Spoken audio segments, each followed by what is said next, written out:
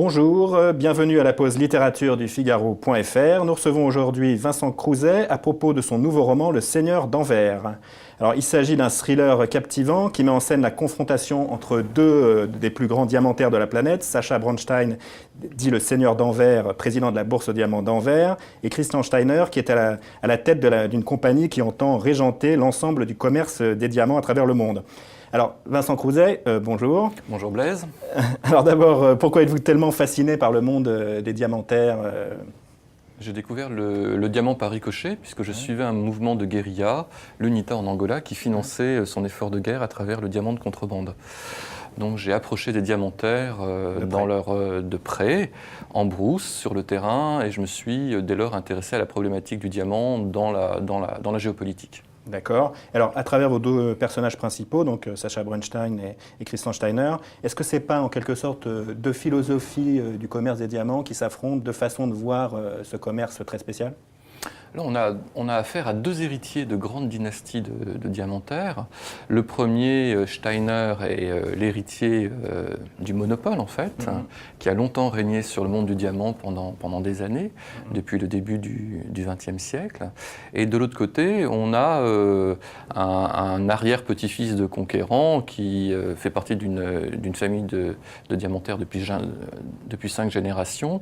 Et là, ce sont des conquérants qui vont le long de rivières dangereuses, essayer de dénicher des pierres miraculeuses. On a deux philosophies différentes, oui, assez différentes. D'un côté, la grande industrie du diamant, et de l'autre côté, les conquérants. Alors, les conquérants, vous expliquez que, par exemple, pour Sacha Bronstein, qu'il est l'héritier d'une longue famille, d'une longue tradition de pionniers. Et vous avez trouvé le ton pour que ça soit équilibré, c'est-à-dire à la fois vous reconnaissez le grand courage de ces familles de pionniers, en même temps ils exploitaient une main-d'œuvre et c'était pas toujours forcément parfait. Vous pouvez nous dire un mot là-dessus, sur ce ton à trouver pour porter un jugement équilibré sur... On est totalement en fait dans l'ambiguïté, ou plutôt dans l'ambivalence du monde du diamant. La part du mal et du bien sont équilibrées. Et d'un côté, on a des personnages qui sont fascinés par le monde des pierres, qui sont de purs aventuriers, mais qui de l'autre côté ne vont reculer devant rien pour acquérir ces pierres, que ce soit pour leur achat ou pour leur découverte dans les sous-sols.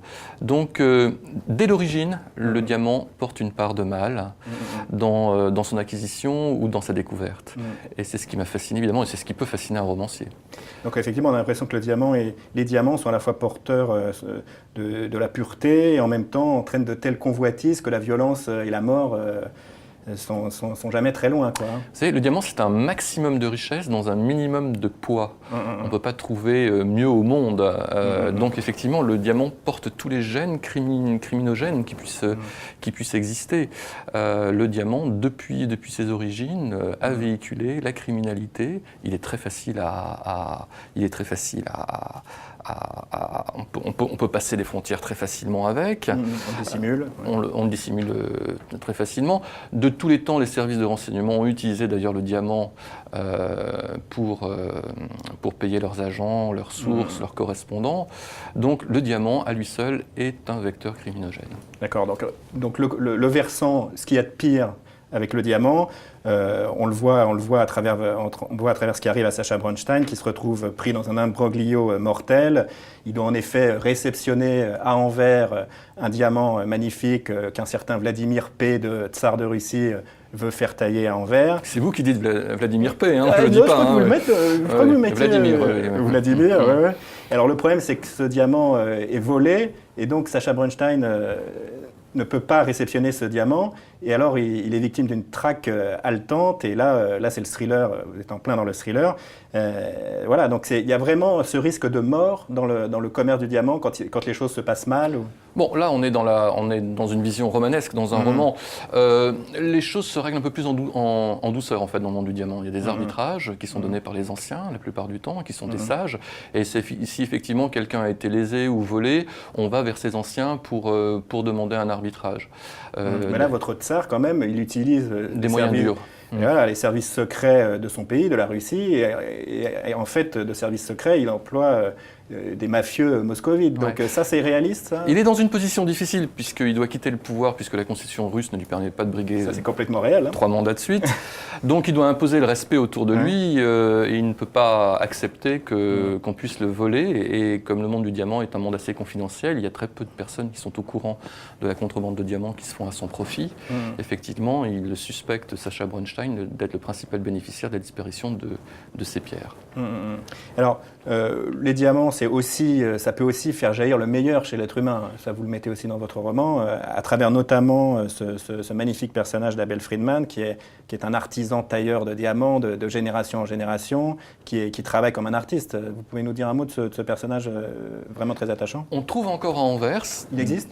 Oui, on trouve encore à Anvers quelques vieux tailleurs de diamants qui travaillent à l'ancienne, qui travaillent sans scanner, sans laser, simplement à la vue et à la loupe, et qui ne demandent pas l'assistance de la haute technologie. Il faut savoir maintenant que 90% des tailleries sont industrielles et sont automatisées.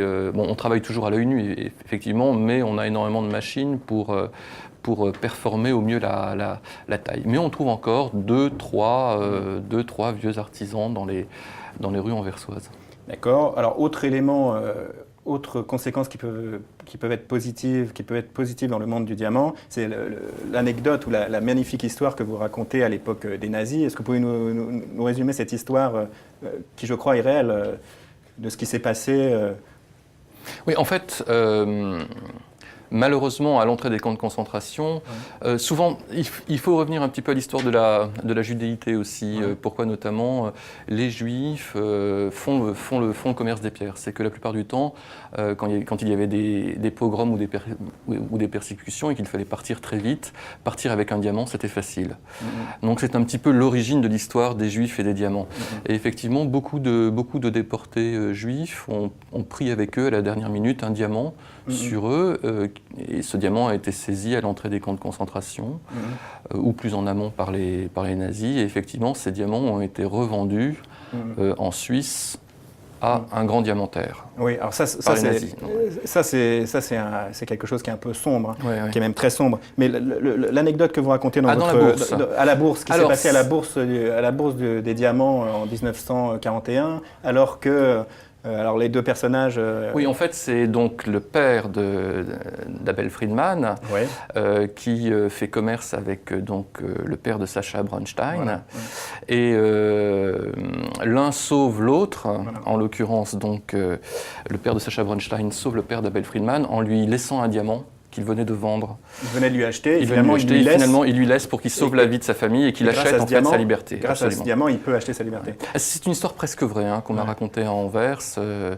Effectivement, c'est une histoire qui s'est passée au moment de l'irruption des nazis dans la salle de la bourse à Anvers. D'accord. Alors, au bout du compte, vous arrivez à mettre de l'espoir sur la fin de votre roman. Il y a une happy end, en quelque sorte, puisque après la mort de Tristan Steiner, son frère Adrien lui succède, et c'est un personnage qui est peut-être un peu utopique, mais en tout cas, vous lui donnez les attributs d'un patron diamantaire parfait, quoi. Je voulais terminer par une note d'espoir, parce que pour moi, le diamant, c'est avant tout la part de rêve qu'on a tous en ce qui concerne la beauté et les richesses du monde. Enfin, pour moi, je suis fasciné par les pierres. Je travaille un petit peu dans le domaine des pierres depuis une douzaine d'années, et dès que je vois une belle pierre, là, à Anvers, il y a 2 mois, j'ai eu la chance de voir une superbe pierre jaune de 102 carats, et j'étais fasciné, mais d'ailleurs, comme tous les diamantaires sont les premiers ont conservé une fascination exceptionnelle pour les pierres.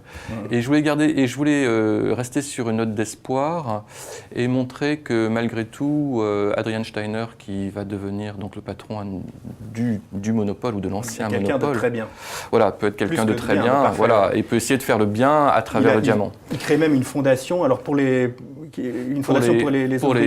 enfants de creuseurs, pour les enfants de Garimperos. Ouais, pour les enfants de mineurs. Voilà, pour l'éducation, parce que dans les mines, c'est réel, ça existe. Dans les mines artisanales de diamants en Afrique, on a un afflux considérable de gens qui viennent sur les berges, sur les sites, chercher les pierres, et effectivement, ils amènent avec eux leur famille. Donc il faut trouver des écoles, des hôpitaux, et certains diamantaires pourvoient effectivement à l'effort éducatif et à l'effort de santé. D'accord. Vincent Crouzet, merci beaucoup. Merci Blaise. Merci.